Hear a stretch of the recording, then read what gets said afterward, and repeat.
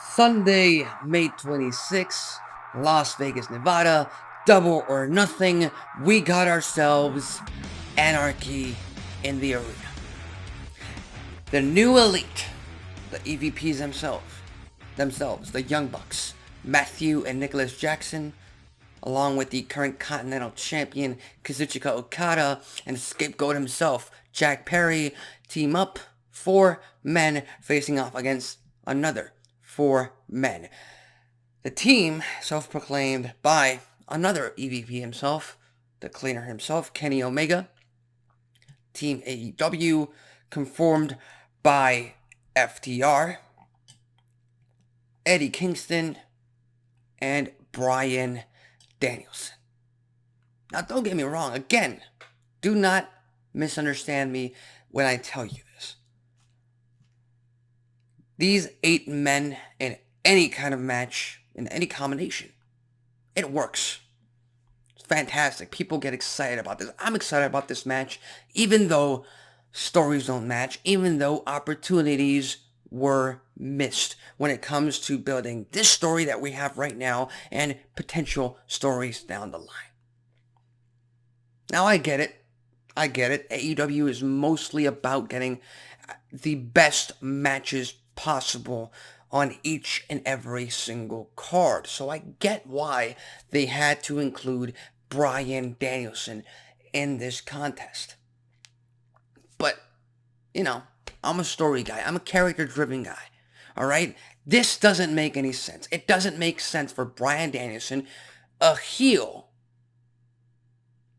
to join Team AEW in their fight against the new elite, especially since Bryan Danielson is already a part of the BCC.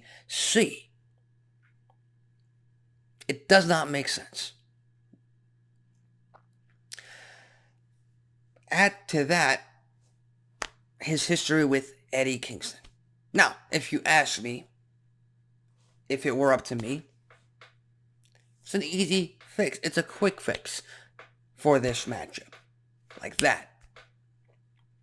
You insert Adam Copeland instead of Bryan Danielson into this match.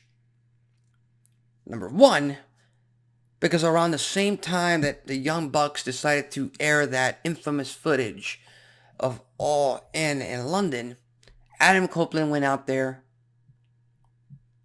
gave a rah-rah speech, not only just for AEW, but for pro wrestling as well. And why wouldn't he want to stand up for AEW? Why wouldn't he want to stand up for the company that he stated in that speech that he wants to retire with? Number two, you could have gone one of two ways with this. Either Adam Copeland steps up himself,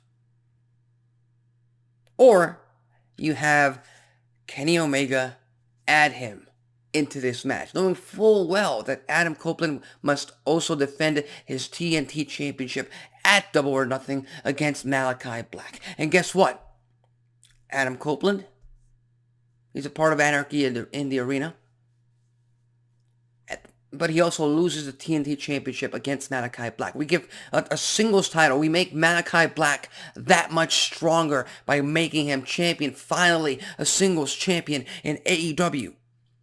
We extend that feud, that rivalry, heading into Forbidden Door in June.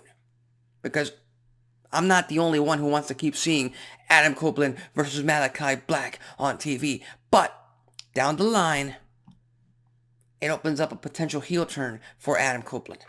It opens up a potential dream match between Adam Copeland and Kenny Omega that actually has some backstory to it, that actually has some motivation behind it other than, it's a dream match.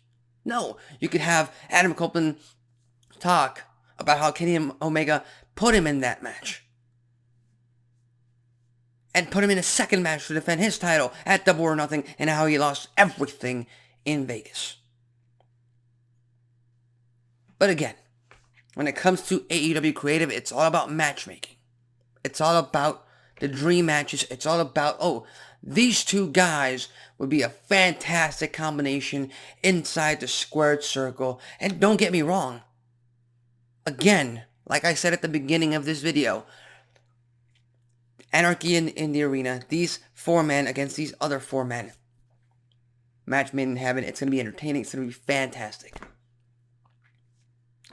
Again, there's a big difference between a street fight that you watch on YouTube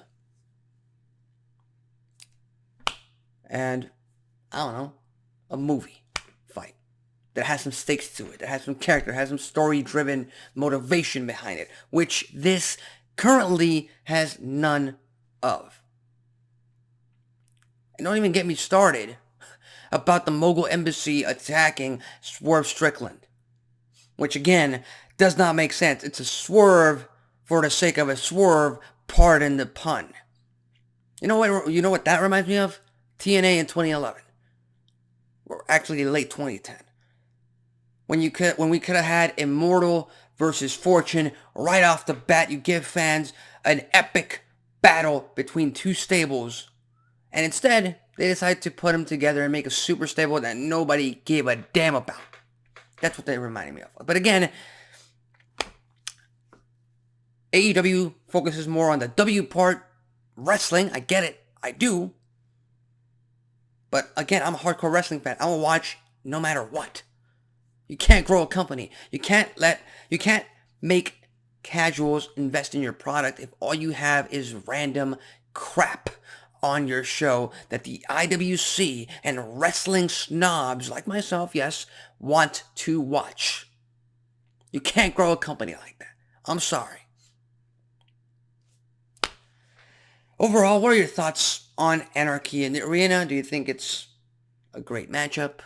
Are you looking forward to it? Do you think it makes sense? Do you think maybe somebody else should have taken the Team AEW spots? Who, in that case, my only objection is to switch out Bryan Danielson for Adam Copeland, and you could potentially set up better rivalries down the line. So with that said, leave your thoughts, comments, and predictions in the comment section below.